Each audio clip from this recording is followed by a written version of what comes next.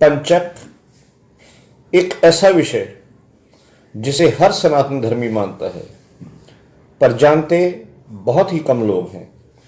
आज इसी विषय पर चर्चा है, क्योंकि हर सनातन धर्मी को इस विषय का ज्ञान होना चाहिए।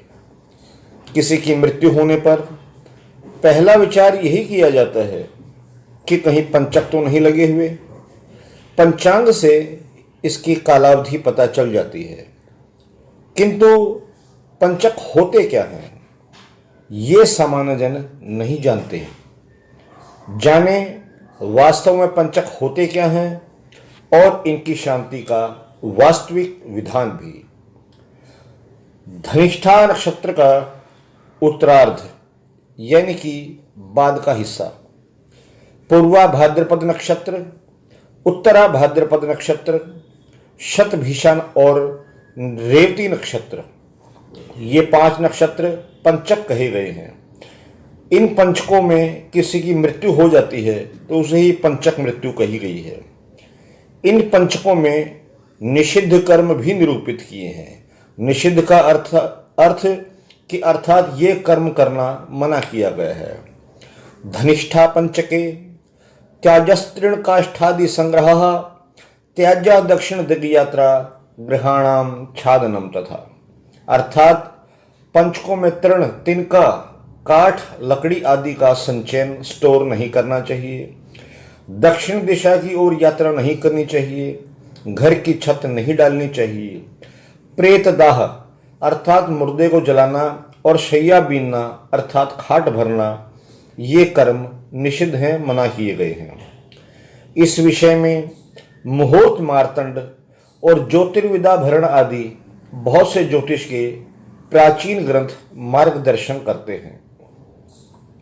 इस विषय में प्रसिद्ध निर्णय सिंधु ग्रंथ और धर्म सिंधु का मत है कि इन 5 नक्षत्रों में मृत्यु होने पर दोष निवारणार्थ शांति विधान है, जिसे पंचक शांति कहा जाता है।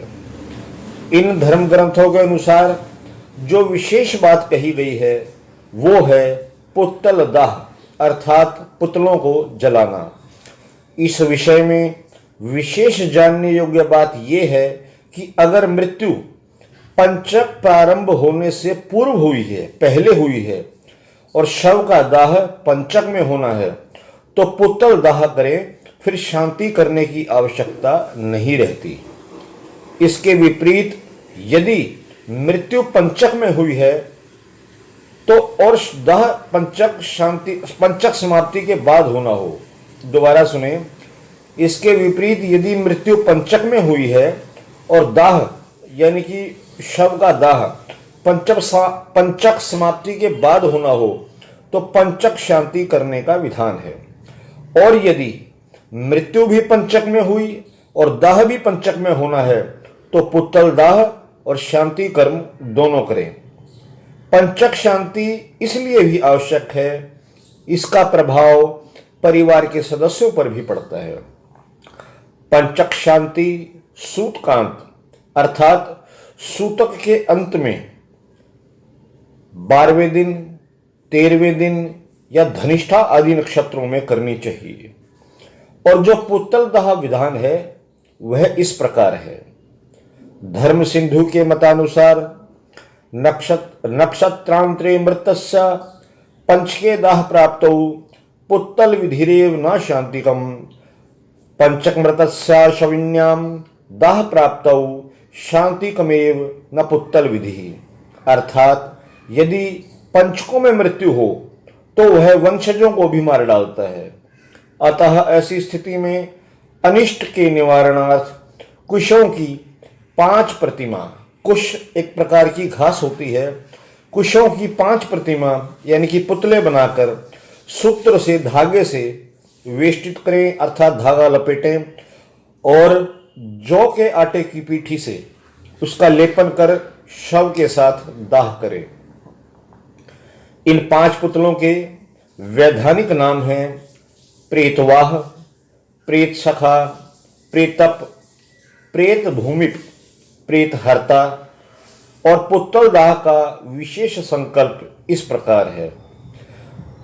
देश काल आदि को स्मरण करें। अदिया शर्मा वर्मा गुप्तो हम, जो भी आप जाति से हैं, जो भी आपका गोत्र है, अदिया शर्मा वर्मा गुप्तो हम गोत्रस्य अमुक गोत्रायः अमुक नाम प्रीतस्य, यहां मरने वाले का नाम लिया जाता है। धनिष्ठादि पंचक जनित वंशानिष्ठ परिहार्थ पंचक विधि करिष्ये, ऐसा बोलकर पांचों पुतलों का निम्न रीति से पूजन हो। प्रेतवाहाय नमः, प्रेत सखाय नमः, प्रेतपाय नमः, प्रेत भूमिपाय नमः, प्रेत हर्त्रे नमः।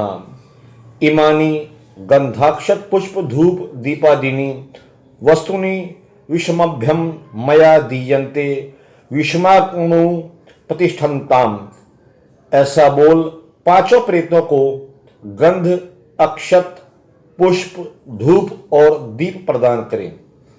पूजन के बाद प्रेतवाह नामक पुतले को शव के सिर पर, दूसरे को नेत्रों पर, तीसरों को बाईं काख पर, चौथे को नाभि पर और पांचवें को पैरों के ऊपर रख ऊपर लिखित मंत्र जो मैंने बोले हैं, इन प्रेतों के नाम मंत्रों से क्रम के अनुसार घी की आहुति देनी चाहिए। जैसे पहले प्रेत वाहाय स्वाहा, फिर प्रेत सखाय स्वाहा, प्रेत पाय स्वाहा, प्रेत भूमिपाय स्वाहा, प्रेत हरत्रे स्वाहा।